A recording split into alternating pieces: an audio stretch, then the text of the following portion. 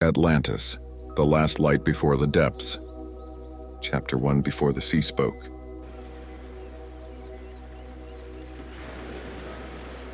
Narrator, calm, deep voice. Long before Egypt raised its pyramids, before the first Greeks called themselves Hellenes, there lay an island in the vast Atlantic Ocean, Atlantis. It rested beyond the Pillars of Hercules, where the sun sinks into the deep. A continent surrounded by 7 rings of land and water, a heart beating in the middle of the ocean. Its fields grew golden wheat. Its forests bled sweet wine. Its mountains touched the moon and glowed like silver at dawn.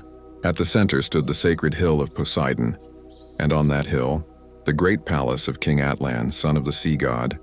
Echoes of bells, distant voices, the hum of the city. Narrator. The Atlanteans were a great and proud people. They built cities of light, spoke with the winds, and understood the tides as if they were old friends.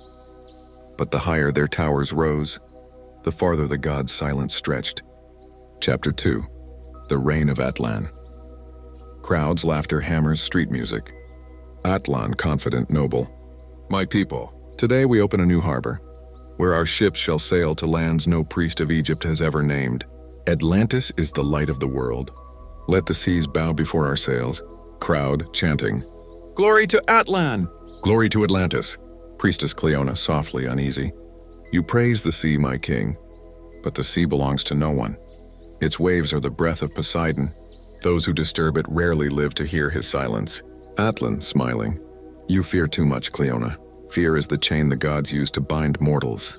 I am their blood. I will break that chain. Cleona quietly. Then be ready, Atlan.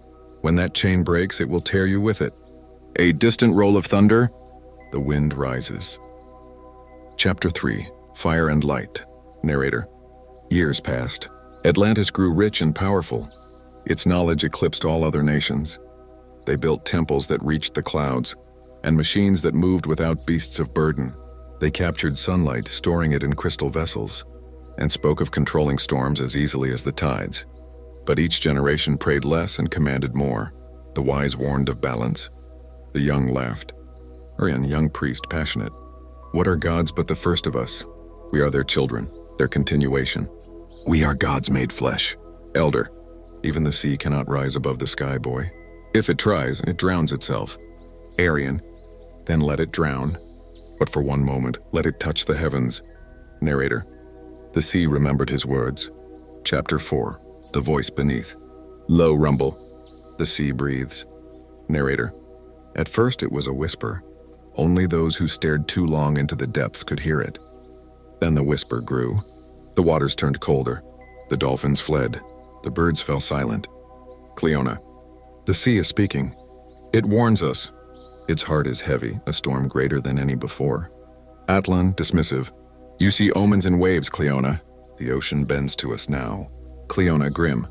No, Atlan. We are its guests, and the host is coming home. Chapter 5. The Star of Prophecy. Narrator. One night under the blackest sky, a new star appeared in the east, blue and cold like frozen fire. The priest said, "It is Poseidon's eye opening once more." Elder. When gods open their eyes and the world should close its own, a long night is coming, longer than life. Arian. Then we shall light our own sun. Narrator. But they did not know. That was exactly how the end would begin. Chapter 6. The Day the Sea Breathed. Earthquake. Stone cracking, panic. Narrator. At dawn the sun rose but gave no warmth. The sea was black and the air heavy. From the mountain north of the city, smoke rose, thick and dark as wrath. Arian. It's not a storm. It's the earth itself. Cleona. No, it's the earth's last breath. Atlan, shouting. Warriors, hold the docks. Seal the gates. No one leaves. Narrator. But no man can command the sea. It rose higher than the towers, higher than the temples. The city was swallowed by the sound of its own end. Chapter 7. The Fall. Thunder. Crashing waves. Screams. Narrator. The lights went out. The palace cracked open.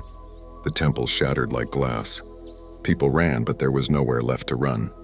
The sea took everything that once belonged to it. Cleona crying out, Poseidon, take us as your children, not as your enemies. Atlan, defiant. No, we are not your children, we are your equals. Blinding thunder. A roar from the deep. Narrator. Then the heavens split open. A column of light rose from the abyss, brighter than 1,000 suns. And then silence. Chapter Wade. After the silence. Narrator, quietly. The sea grew calm again, smooth as glass. No island, no palace, only the endless blue. Yet a few survived. They sailed east and toward the rising sun. They reached the shores of Egypt, where the priests of Ra asked them what had happened. Egyptian priest, you say the sea took your home? That your god destroyed your city? Survivor, not a god destroyed us. Pride did. We thought the sea belonged to us. But it was we who always belonged to the sea. Chapter 9. The Echo Through Time. Narrator. Thousands of years passed. The language of Atlantis faded. Its names were forgotten. Only fragments remained. Stones the sea still throws upon distant shores. Listen closely, and they sing. Softly beneath the surf, a whisper remains. Remember who you are. Epilogue. Narrator, slow philosophical. Atlantis never truly died. It sank not only into the ocean, but into the depths of human memory.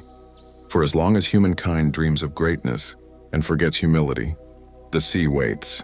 It remembers. It forgives slowly. And one day, when the world again grows too proud, the waters will rise once more. And perhaps, for one fleeting eternal moment, the light of Atlantis will shine again beneath the waves.